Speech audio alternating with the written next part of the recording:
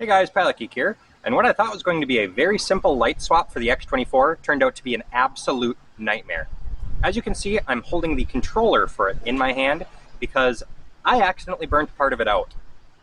Also, I tried to swap the throttle on here, and that doesn't work, and also the taillight doesn't work. So let's see exactly how I fucked this thing up and what I'm going to do to correct it. So what exactly could go wrong on just a headlight swap?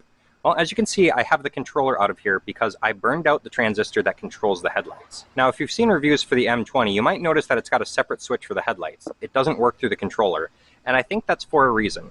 The stock transistor on here is way too wimpy to power big headlights like that.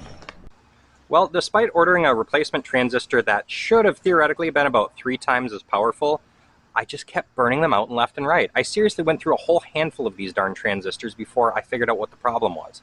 And it was kind of a strange problem. So transistors can be in a fully on state or a fully off state or anywhere in between.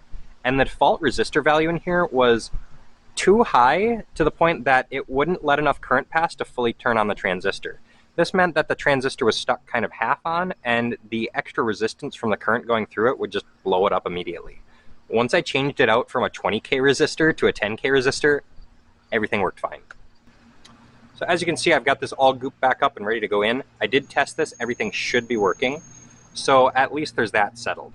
Okay, so I understand the headlight problem, but what about the taillight? What could go wrong on there? Well, you see, this was just a very cheap Chinese taillight, and nothing was labeled, and none of the colors of the wires matched up. So I ended up just kind of swapping wires until I figured it out.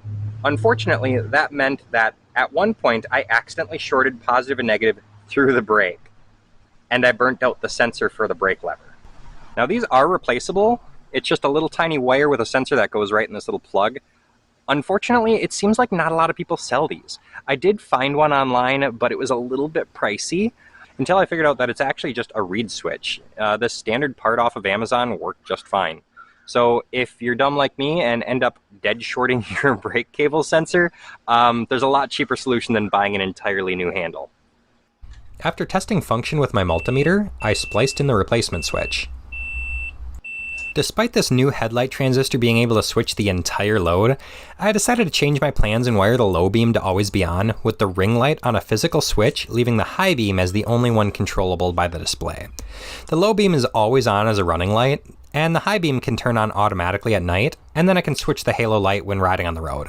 This means that the only switched light by the controller is the high beam, and at 8 watts, I think it would have been fine with the stock transistor if that was my plan from the start. Because I ditched the horn, I was able to reuse the power output from that wire to run the low beam and halo light. I tried splicing the cables all directly to the light, but it wound up being a mess, so the best way to do this was just to crimp a plug on each end and make a Y harness to join them all. You may notice that while I have a new switch on the bars for the lights, my throttle is gone. Well, actually, I just moved it to the right side with this low profile thumb throttle, which was also a nightmare. I have no clue why, but I've tried 2 of these and both of them were seemingly dead on arrival with dead Hall sensors. After swapping out the actual Hall sensor inside the throttle, it worked just fine.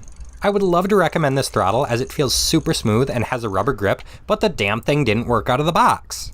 Ultimately, I like the look of the headlight, but I still felt like something was missing. Like fenders.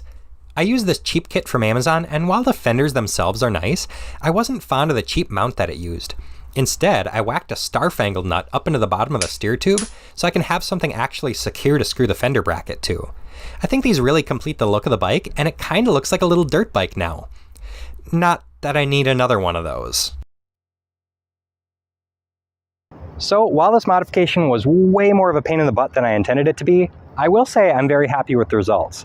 Now, because of all the trouble, I wouldn't necessarily recommend you go out and try this because I can't say that you won't blow up your controller, but I think that if you were to wire it up the way that I have it now, it would probably be fine with the stock hardware. Well, hopefully you found my series of failures at least entertaining, and as always, thanks for watching.